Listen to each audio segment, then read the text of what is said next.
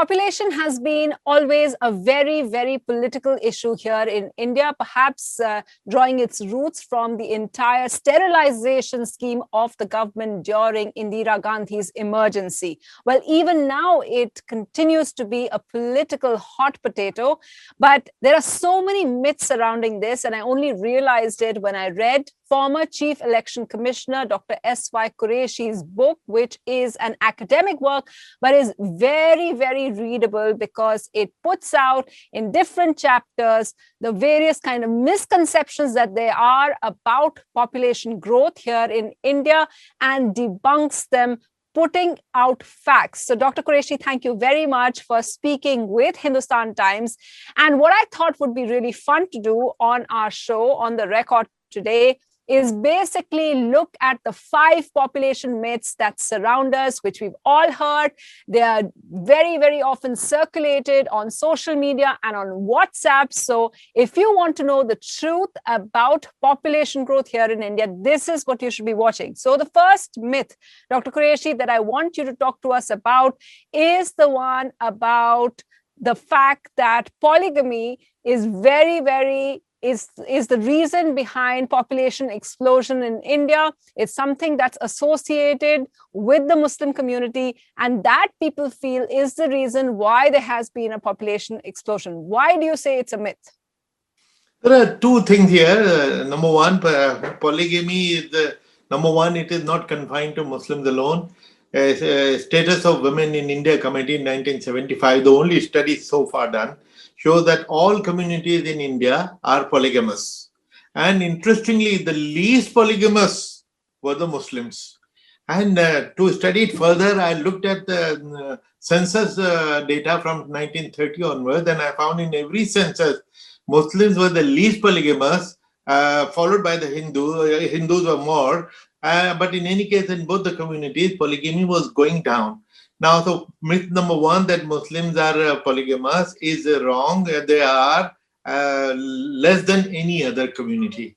Secondly, whether it leads to population growth, that also is a myth, because polygamy has its own limit in India statistically.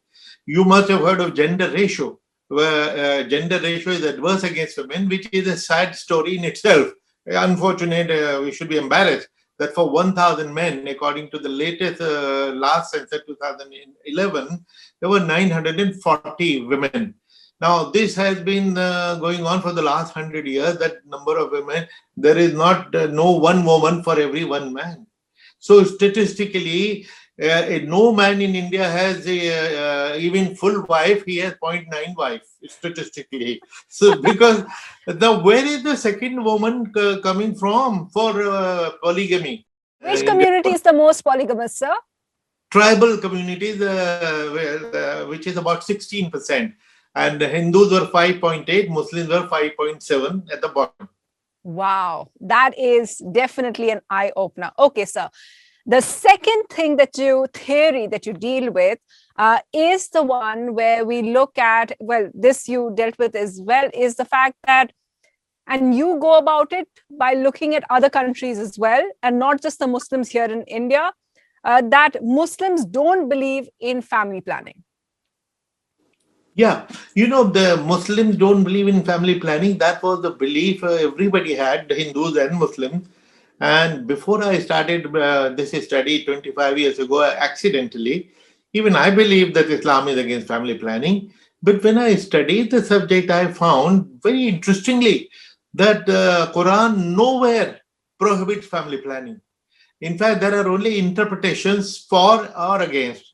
Now, I have analyzed those interpretations in one chapter, chapter 5, and I have come to the conclusion that Islam is not only not against family planning, Islam is a pioneer of family planning, which is very surprising and remarkable, because 1400 years ago, when there was no population pressure anywhere in the world, Quran was talking of planned family.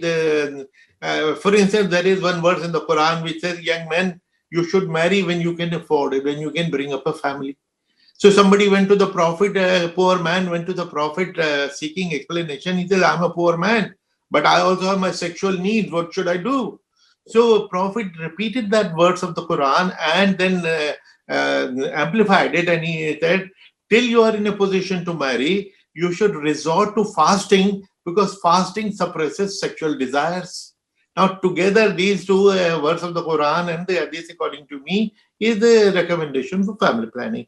Then there is another Hadith which I have cited, that one person went to the Prophet and said that I have 4 or 5 many children, I don't want any more. The family planning method those days was the withdrawal method, which was called azal, al azal in Arabic. He said that I want to do practice azal, but the Jew said that that is a minor infanticide. The Prophet's reply was, no, no, no, the Jew lied, the Jew lied. Now, which means even the method is prescribed and allowed. Now, modern methods are only the substitute for azal. That was the only method known.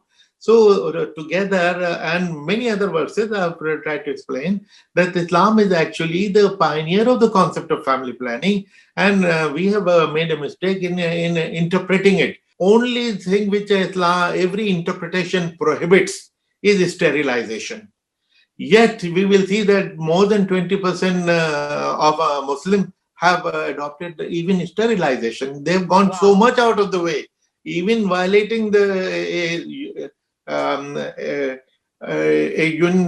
uniform or standard principle that sterilization on the club. They've gone against it and they've gone for family planning, which doesn't encourage family polygamy. It only permits, because that was the time when multiple marriages, 20, 30, 100 marriages was quite common. Now that is the time in one verse of the Quran, in one chapter, which is on orphans, by the way. Now Quran is talking, Allah is talking of the orphans and says that treat the orphans very fairly, treat them honestly, don't misappropriate their property, and do not exchange their good thing with your bad thing. And in fact, ideally, you should marry from among them, 2, 3, or 4 as you may like. However, if you have to treat them absolutely equally, which despite your ardent desire is not easy. Therefore, you are advised to marry only one. Now, this is the only verse in the Quran which talks of family planning, and you can see that this is now. If even Muslim interpreters do say that this is a permission, which is a conditional permission, condition to treat equally. I have said in my book that there is not just one condition, there are actually 2 conditions. The second condition is that, remember the context, the words. The Quran is talking of orphans, and it says that from among them, from among the orphans, marry 2, 3, or 4. Now, when I want to marry a second time, I'll look at, issueless divorcee, issueless widow. Now, who will marry the widows or divorcees who have children, because they need economic support? Now, actually, to me, there are 2 conditions. You can marry from among the orphans or a widow, and secondly, you have to treat her equally and not as a sex object and as a concubine. Okay, sir. Thank you for that clarification. I want to come to the next one now, which is that going by, it is kind of like a culmination of all of this as well, is that the birth rate of Muslims, the fertility rate of the Muslims is highest. And you make the clarification in your book that yes, that may be so. However, it's also declining faster than the Hindus' birth rate over the last 3 decades. Tell us more about that. Yes. The allegations from the right wing have been that Muslims are multiplying very fast and as an organized conspiracy to overtake the Hindus to capture political power. And it is a very unpatriotic act to produce many children and blah, blah. Now, of course, I start my book with two admissions. They also say that this high birth rate of the Muslims is disturbing the demographic balance. Now, number one, I admit that Muslim birth rate is the highest. Secondly, the demography has changed a little in the last 70 years.